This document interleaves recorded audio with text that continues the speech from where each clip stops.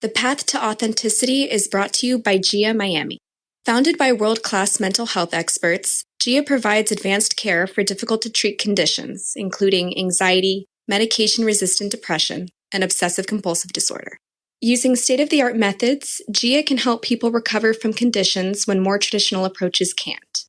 Dr. Antonello Bonci has assembled an expert team serving international clientele in a modern and resplendent Miami setting. If you or someone you love is suffering from depression, anxiety, OCD, or other mental health concerns, call GIA at 833-713-0828. You can learn more about GIA by clicking the link in the show notes or by visiting giamiami.com. Thank you for listening to The Path to Authenticity. My name's Tom Gentry. I think of this show as the opposite of small talk. You'll hear real conversations with real people who know who they are. We talk about what makes them who they are, how they became who they are, and how we might become truer expressions of who we are. I'm Antonello Bonci, and this is The Path to Authenticity.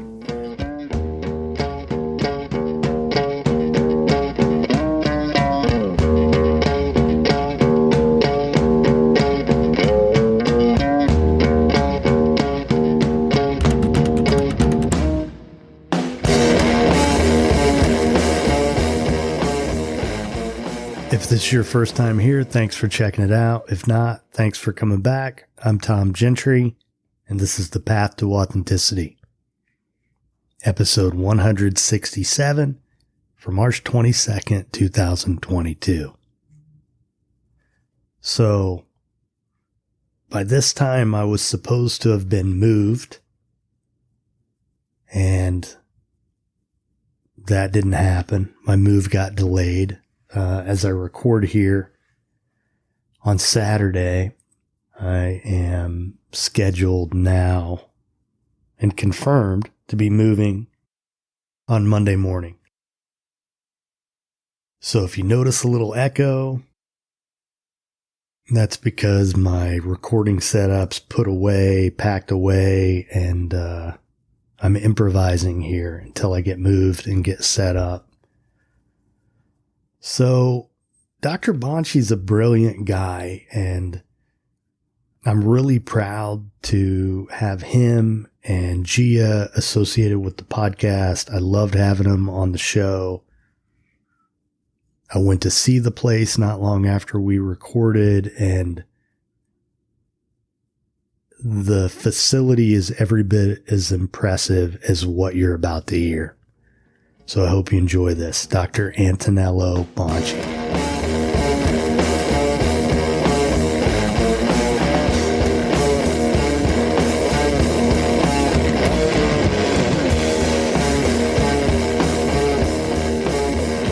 So I've been looking forward to you coming on the show to talk about your work.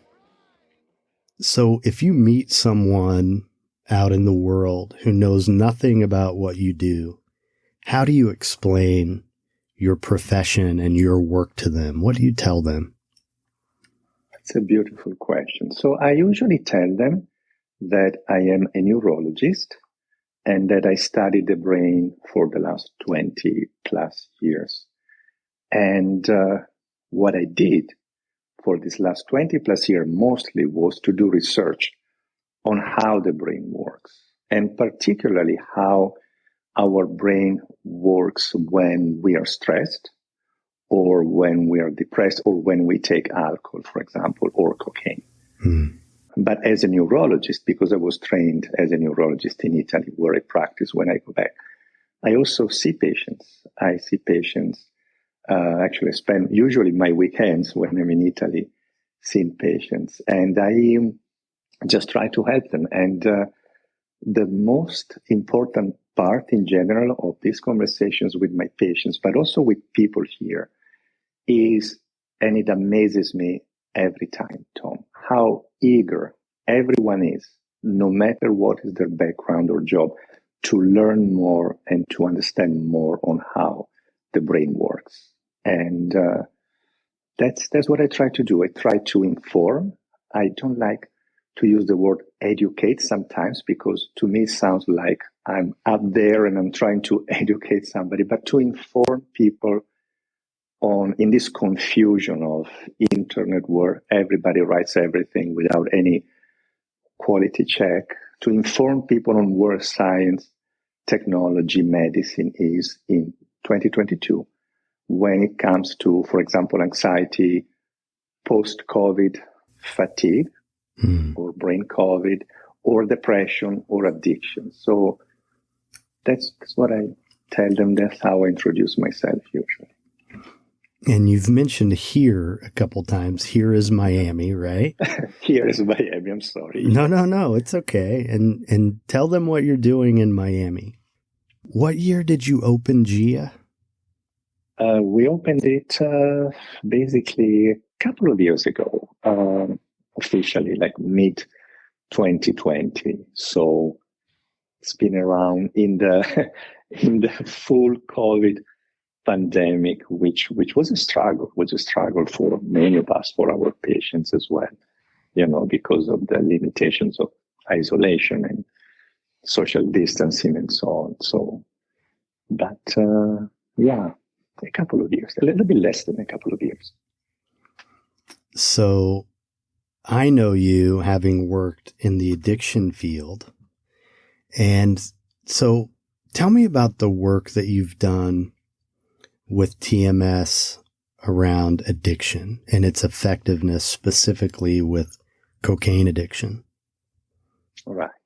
So this whole idea of using this non-invasive technology called transcranial magnetic stimulation started from an article, from a research article on a rodent model back in 2013, actually. This study was started at UCSF in San Francisco, where I was a professor in neurology, and was finished at the NIH in 2013. And the study basically shows that humans and rodents, when they take cocaine for long periods of time, have a frontal part of our brain called the frontal cortex, which is involved in decision-making, in behavioral inhibition, that is changed, it's altered. And some parts of this frontal cortex, our decision-making control center, is basically hypoactive. There were a lot of functional imaging studies from a lot of exceptional colleagues out there, and we did the rodent study and showed that, similar to people, even rodents, after a couple of months of exposure to cocaine, when they press a lever to get cocaine, they have a reduced activity in certain parts of their decision-making control center, of this frontal cortex. And what we did in rodents, we created a proof of concept. We stimulated this frontal cortex of rodents with a phenomenal technology that was invented at Stanford by colleagues such as Carl Diceroth, Feng Zhang, and Ed Boyden, for example, extraordinary scientists. And with this technology, we were able to re-stimulate, to reawake this hypoactive frontal cortex of rodents. And the extraordinary result was that when we returned on this frontal cortex in rodents, they basically, very quickly, within a matter of minutes, they lost interest in lever pressing for cocaine. So that was basically the starting point on how I learned about the potential of transcranial magnetic stimulation. Because after that study was published, some of my collaborators in Europe put together a clinical trial to offer this idea, the same concept. What if we stimulate the frontal cortex of people who are struggling with cocaine addiction? Maybe they will lose somehow interest in cocaine.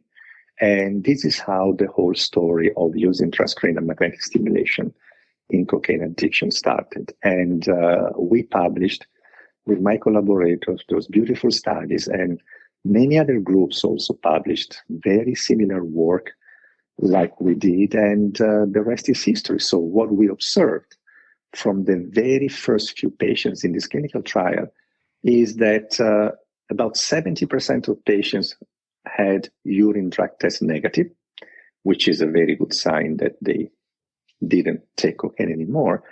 And the most astonishing thing, Tom, was what the patients started telling us. They started saying, I am not dreaming of cocaine anymore. I am not craving cocaine anymore. I don't have the memory of the pleasure of cocaine anymore. I'm not interested in cocaine anymore. Even if I see signs, white mountains, or my friends are keeping on using cocaine around me, it doesn't touch me anymore. It doesn't move me, which I found it extraordinary. And that is how it all started. Now, it got expanded from cocaine for a very simple reason, that many of these patients also admitted that they used a lot of alcohol with cocaine. So it wasn't just pure cocaine addiction, but in many cases was alcohol and cocaine addiction. Some others had a pathological gambling addiction as well. Some others were taking or abusing benzodiazepines. So like oil, it expanded toward other addictions, and the results in our hands, in our clinics, were very, very similar to cocaine. And most importantly, because the patients are the most important centerpiece of the story, the patients said the same as they said the initial patients with cocaine. I don't crave alcohol anymore. I don't think constantly about alcohol anymore or gambling. Why was I doing something that silly, or why was I doing that before? So it almost sounded like this awakening, as if now the frontal cortex, this decision-making control center, was telling the patients again, this is what is best for you, and not the addiction anymore, speaking for them and convincing these patients that alcohol was the best thing for them, or cocaine, or gambling their salaries away, and so on. So it's still extraordinary. I've heard so many patients now in these last several years telling me this story on how they don't think about it anymore, how they don't crave it anymore, but it never gets old. Every time that a new patient who starts, our programs, including TMS, tells me, Doctor, now I don't think about it anymore. I don't want it anymore. It just gives me goosebumps. I never get used to that incredible feeling. So. Well, and, we know addiction, a very strong component that is pretty universal when someone suffers with an addiction, is the obsession. Correct. Especially so with cocaine, right? I mean, it's that cocaine addiction is definitely characterized by an obsession. Many addictions are. But yes, obsession is one of the kind of constantly thinking on how we can procure the drug, whether it's cocaine or alcohol, or how can we find a way to feed this addiction. It's part of the disease. And as you know, it's a disease like diabetes, hypertension, like many other diseases, and it has to be respected, taken it seriously, like every disease, and not stigmatized, like unfortunately usually addiction is. So, yeah, that's a very important point, Tom. So, you grew up in Italy, right? Yes, as you may have never guessed from my accent. I'm not British. No, not British. I'm not. I apologize for my accent. It's just I couldn't. No, it's beautiful. I tried for 23 years because I moved here in 1998 for good. I ran from Italy because I love the United States and the meritocratic system. But my accent has not changed since the first day. I just can't. that brain region in my brain doesn't work, the no accent brain region. And anyway, what can we do? Yeah. So are you a citizen of the United States? Yes. You are? Yes. So do you have dual citizenship? Yes, I do. Oh, lucky you. Thank you. I love both countries, honestly. If I am here, I really crave going back to Italy after a while. And when I'm in Italy, I can't wait to come back to the United States. So typical. What part of Italy are you from? So my parents are from a tiny town of 30 people, which is called Casteldelci. Casteldelci means willow castle. And it's at the edge of Tuscany, Emilia-Romagna, and Marche. So right at the center of Italy. They grew up there. And I was born during the summer in a town called Riccione, which is on the coast. And they had a small hotel that they ran for many, many years. So I spent my winter in this tiny little town, Casteldelci, and my summers where my parents were working, and I was working with them as a waiter since I was a child in their hotel in Riccione. So summer boy on the beach, like a beach boy, and a mountain boy in winter. So I had both experiences. Yeah, very happy childhood. I'm an only child. I had amazing parents, just not parents that unfortunately had a chance to study because both of them had to stop. They had combined 8 years of elementary school, so they didn't get a chance to study because they were kind of the older sibling. My mom was the only female among 5 siblings, and even if she was probably the smartest and loved math and science, she just couldn't study. And back in the days, unfortunately, and even more recently, in some countries, women were not meant to study. And she always regretted that. And my dad was the oldest of 7. He just started working when he was a kid, basically an adolescent, to support his family. So they both loved reading. They had a passion for literature, for music, for culture. And I felt it. I felt it at every step that they just wanted me to be whatever I wanted to. And I was very stubborn, so they couldn't move me from becoming a doctor because that's what I wanted to do, a physician. But all they said is, Anto, we don't understand completely. You look like an alien to us sometimes. You're so complicated and so sophisticated sometimes in your passions. But, we're going to help you. We will help you. Just tell us what you need. And I felt completely supported by them at every step of the way, and up to medical school and my residency in neurology. And when I left them for United States, and they never made me feel, guilty, or you abandoned us or anything. They just said, Anto, you need to be yourself. You need to do what you need to do.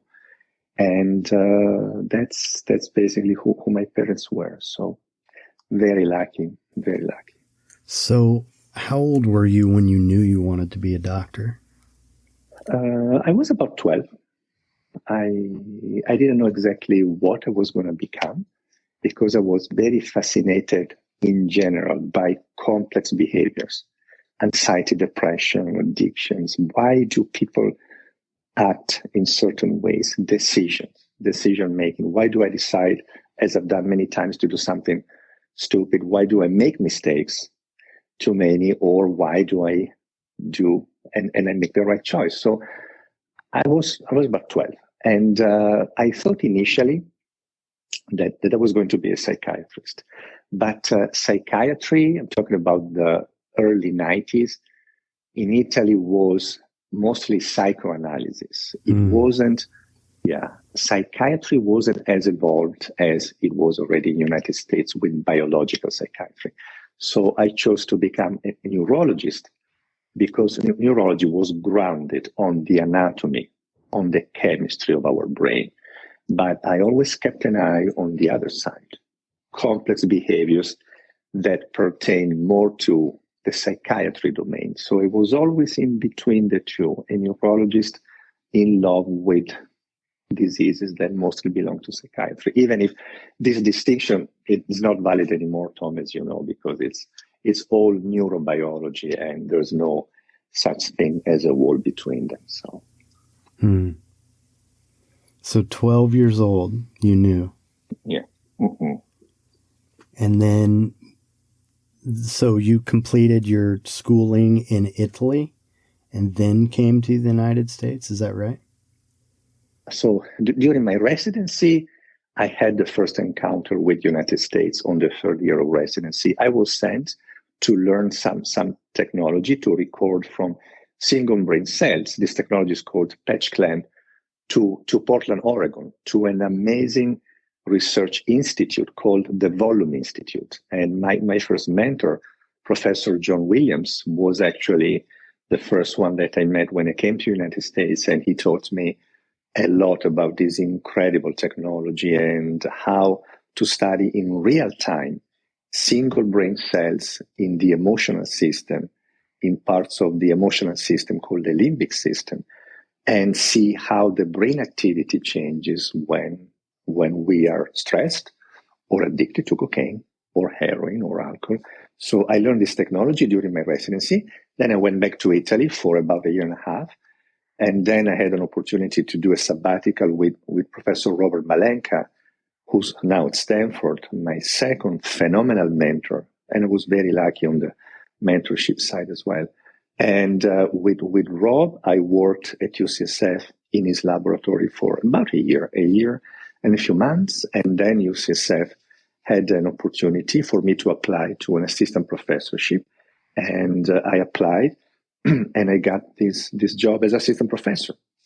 So since 1999, I was officially faculty at UCSF, and I was in San Francisco until 2010, and I had an amazing time at UCSF. I have a beautiful memory of San Francisco, my laboratory, my friends and colleagues there at work, just a beautiful experience. So very lucky. And then where were you from San Francisco to Miami? How did you arrive in Miami? So in 2010, I applied for this position at the NIH as the scientific director for the National Institute on Drug Abuse.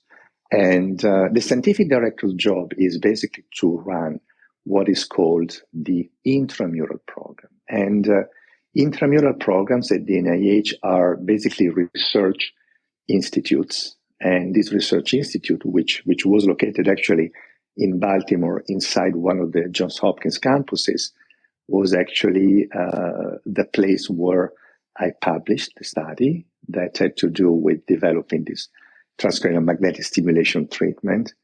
And those were another 9 years of my life where I was absolutely amazing. I learned a lot. I saw the side of academia. I saw the side of government.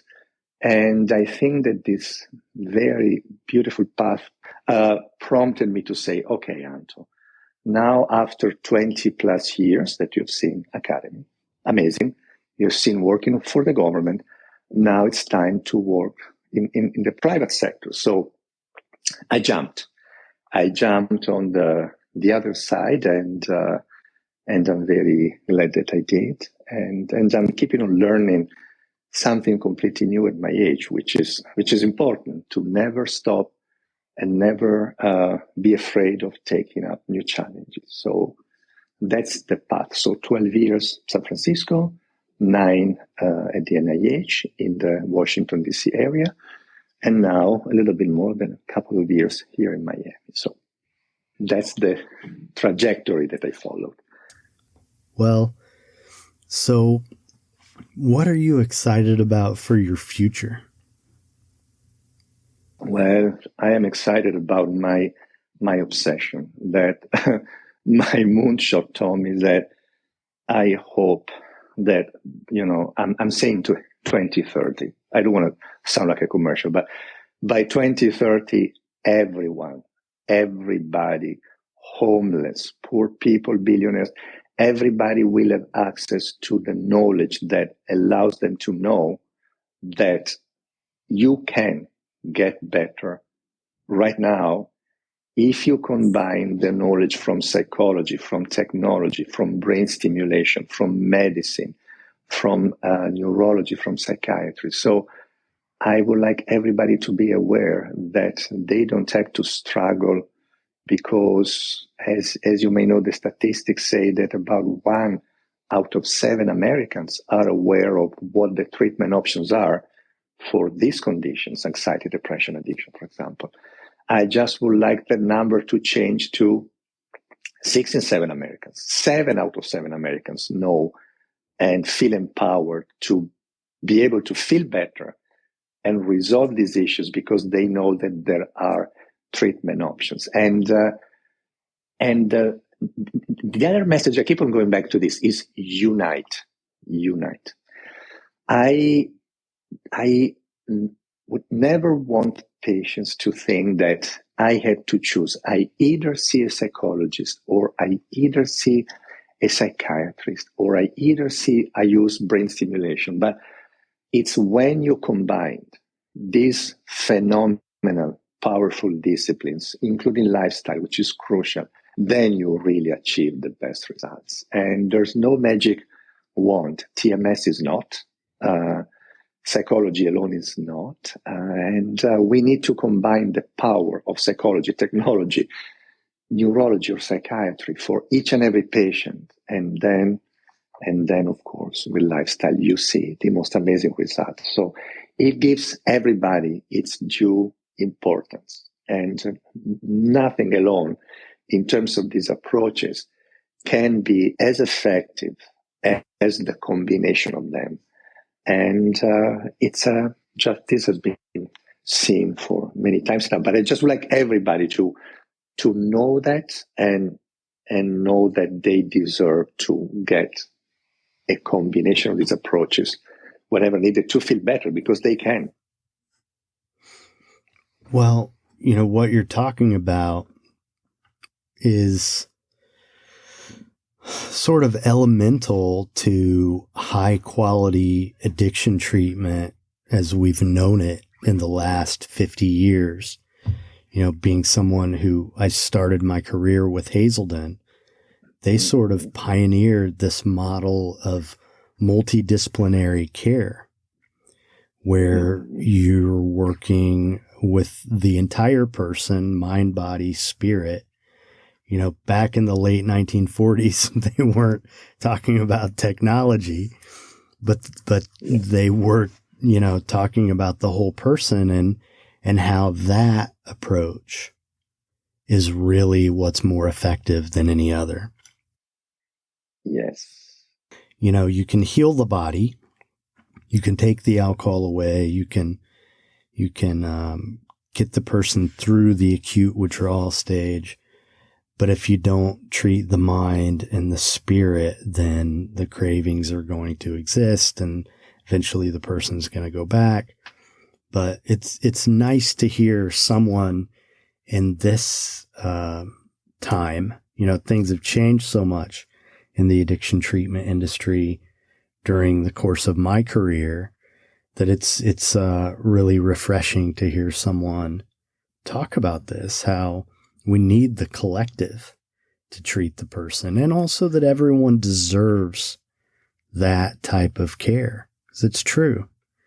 And absolutely, Tom. And even if I understand nothing about numbers, because I'm not a business person, but if we made these comprehensive treatments available somehow to homeless, to anybody who needs them, even from a financial standpoint, I think that our society would save so many hours and days and years of workmanship lost because of people that cannot function and their families that suffer. So even from an economical point of view, it would make the most sense because a lot of us lose jobs because of depression, because of addictions, because of severe stress or anxiety or burnout.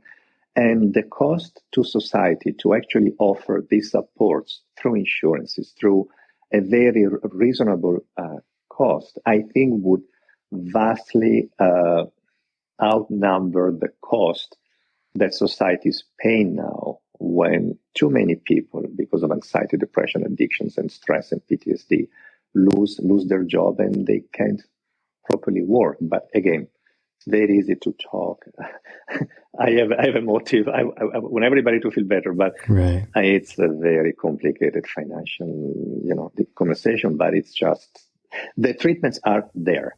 Right. We have very powerful treatments now from all these disciplines, and it just pains me to see that the majority of our clients who come here and learn about TMS, I give them the tutorial about TMS, how it works, I show them the machine. They say, how come I've never heard of this? Right. And it's just sad, because then I don't care if they come back, if they can afford it or if they don't want to come back.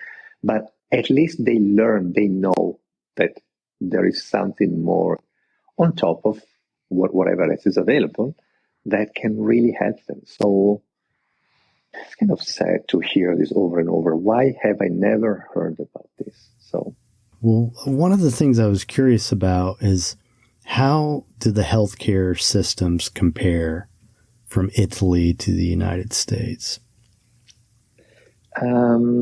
Italy is very different because everybody in Italy has free healthcare. So you have access to specialists, to general practitioners, to hospitals, to everything you need. So Italy is like many European countries, has free access. TMS is a very interesting example on how Italy is quicker than other places to catch it up. There are some regions, I've heard just a few days ago, like Sicily or Veneto, who are thinking of offering free transcranial magnetic stimulation to many of their patients that are struggling with addictions, based on our data, my collaborators and I. So Italy has a public system, but is seeing already the potential of transcranial magnetic stimulation in being more diffuse in Italy as well, because again, there are some diseases that I call orphan diseases, such as cocaine addiction or gambling, where, as you know, there was no neurobiological treatment beside the power of psychology, which is wonderful, and therapy. So Italy, for example, is a little bit ahead on that, and it's thinking on top of all the other free services to also add transcranial magnetic stimulation, at least in these two regions, as far as I've heard. So it's very different environment. You don't accumulate debts in Italy because of you need to pay insurance bills. That doesn't happen in Italy. So it's much more people friendly from that point of view. Humane. Yes, correct. Well, I want to thank you for your support of this show. First of all, I really appreciate collaborating with you, and I love having you on here. And thank you, Tom. Same for me. Yeah, and one of the questions that I ask of everyone is, if there was a time in your life when you could go back and the younger version of yourself needed some support or advice, was having a tough time of it in life, when would that have been? What was going on? And what would you go back to say to the younger Anto? Oh, God, that's a beautiful question. Yeah, in 2019, I went through a tough time because I was diagnosed by chance, actually, by a blood test that showed an anemia. I was diagnosed with colon cancer, and thank God I was near Johns Hopkins. I had access to the best care in the world. I will always be grateful to Hopkins for having surgery there. They were incredible. But that was a very tough time because I was that was the time where I had to make a decision whether I wanted to jump into this private sector and follow my lifetime dream of being independent from anything and anybody. And what I would tell myself back then is, Anto, never be afraid of doing the right thing. Fear should never hold us back. The best things that happened to me were usually out of desperation when I left Italy, because I was desperate. I couldn't find proper jobs there, and I'm glad I left Italy and I came to the United States. When I joined GIA as a partner, I was, very concerned about my life, my future, everything. And I jumped, terrified of jumping, but I jumped, and that was the best thing that I did. So never be afraid. Do never let your fears hold you back. And Tom, as for mistakes, God, I have a huge laundry list. As much as I think I am a smart person, I make mistakes on a daily basis. But for that, I accept myself. I am who I am. I make mistakes like everyone. I fall every day, and I get up, and I keep on going, and keep on pursuing my dream of offering knowledge and better treatments to everyone. And that is what keeps me going. And the stories that I hear from our patients here and in Italy, doctor, I cannot thank you enough. You changed my life, my family, and that is the best reward I get every single day, Tom. So most of all, I am a happy person, and I'm a very grateful person to be alive and to be here in 2022, despite the craziness and the violence that we see on social media, in person. We see what's going on in Ukraine. I just think that kindness is always the answer, and it will just fight and destroy everything else, and it will prevail over violence at the end. So I believe that. Well, I love all of that, because personally, one of the things I struggled with as a young person was overcoming those fears. And I had to take some lumps in life and get to the point where I was willing to walk through those fears and just do it anyway. Just do it anyway. And this podcast is definitely part of that story, because I couldn't have imagined myself sharing this much of myself continually as I do with this podcast. I couldn't have imagined that a few years ago. And it feels so much better to live this way, to not be dominated by the fear. And that's part of the reason why I chose this subject matter for the podcast, because just like everyone deserves the quality of care that you're talking about, I believe everyone deserves to be happy and to live in a way that makes them happy. And furthermore, the happier we are, the more effective we are, the more we contribute to society, the more good that we can do. And at the end of every episode, I just decided very early on that the last two words I would say at the end of every episode are "be nice." Because I agree with you about the kindness. And, I grew up in the Midwest of the United States and now live in West Palm Beach. And culturally, there are some differences. And it was something difficult for me to adjust to here in Florida for a long time, because people aren't as friendly. They're not as inclined to say hello when they pass you on the street. And I grew resentful for a period of time about that. I didn't like it. And then I just decided, you know what? I don't care if they're friendly or not. I'm going to be friendly. I'm going to be friendly. I'm going to say hello. I'm going to offer to help the woman carry in her groceries or hold the door or whatever it is.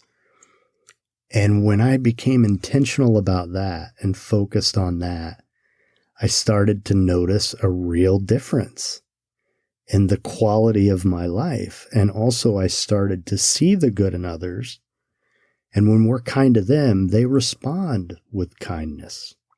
Yeah. So we actually create our experience. It was a real tangible way for me to learn that. So I definitely agree that there is so much power in kindness. And it makes me really happy to have someone like you out there fighting this battle with me, you know, you have different weapons than I do, but you know, it's all the same fighting for people, you know? Absolutely, Tom. And if you think about it, the most powerful weapon everywhere, think of Afghanistan, think of the United States, is education. Because what you do is identical. Honestly, I don't practice in the United States to what I do. People come here, I offer them a tea or a coffee, and I explain them, I educate them, I inform them about options. So you are doing this with your podcast. So at the end of the day, we set people free by giving them free knowledge. And we empower them. And that is the beginning of the end of every regime. As you see, you know, what's going on, like the example of Afghanistan. But knowledge is power. This is very obvious to say, but we do the same. We offer free knowledge to people. And there is many others like us doing that. And that is the way that, and nobody can stop us. So that's the most important part. But authenticity is also the other word that I really love, because being yourself, being authentic, not trying to sound perfect, not trying to be perfect. I can't. I struggled my entire life. I make mistakes on a daily basis. And when I speak with students, for example, that ask me or think that you and I ended up here and it was easy, I emphasize how much I struggled, how hard I had to study. I want to look real and authentic. I try, because life ain't easy for anybody. No.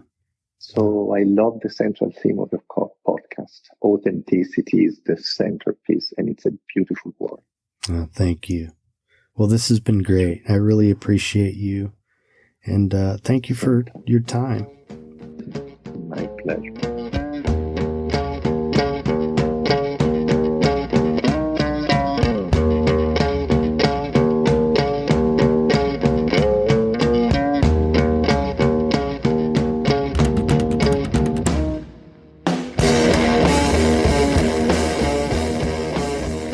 All right, there you go. Another episode in the books. Thanks for listening.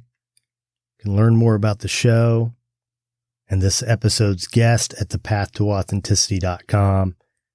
If you enjoy this episode, please share it with someone. Leave us a review on Apple Podcasts or wherever you listen. Every little bit helps. I want to thank the band Punk Rock Opera, whose music you hear throughout the show. Their songs are used with permission from the artist and under a Creative Commons license. If you're so inclined, check out the Patreon community. As soon as I do these interviews, I upload them to Patreon, where the content is only available to patrons, and for just a couple bucks a month.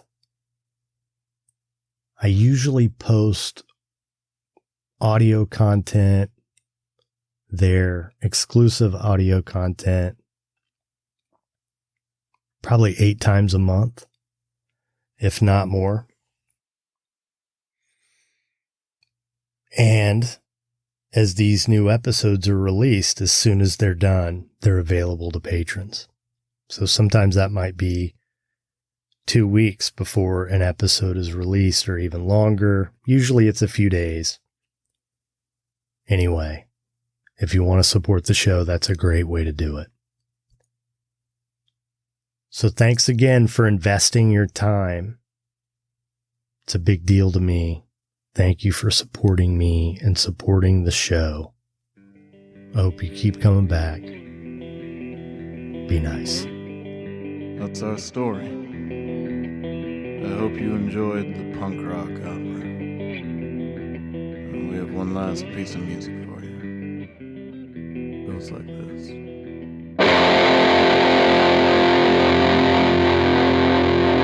Okay, go.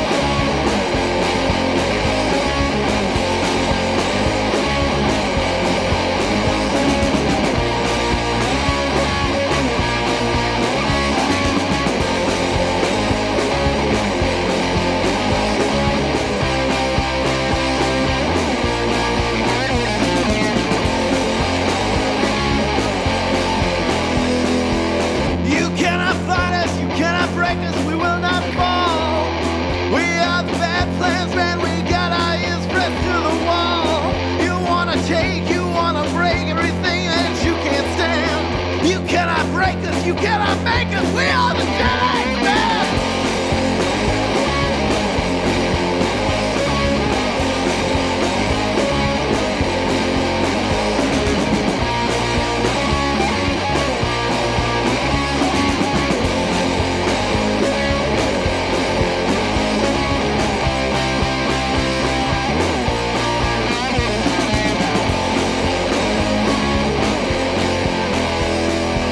We're just the losers that lived up the street, living on these chords, simple beats.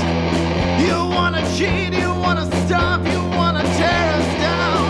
We are the bad plans, man. We got our roots stuck in the ground.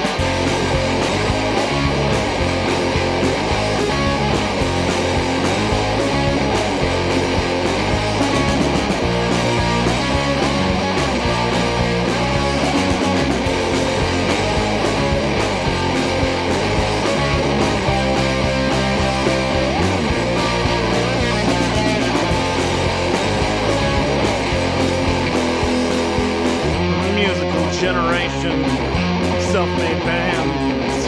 We cut our teeth with bloody hands.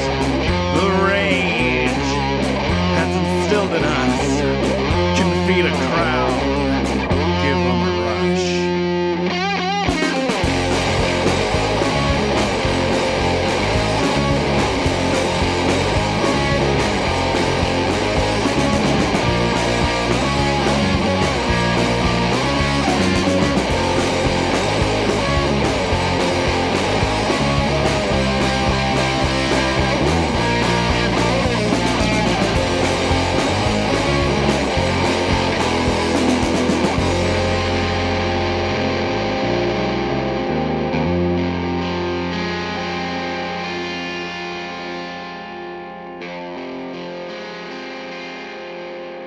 Thank you.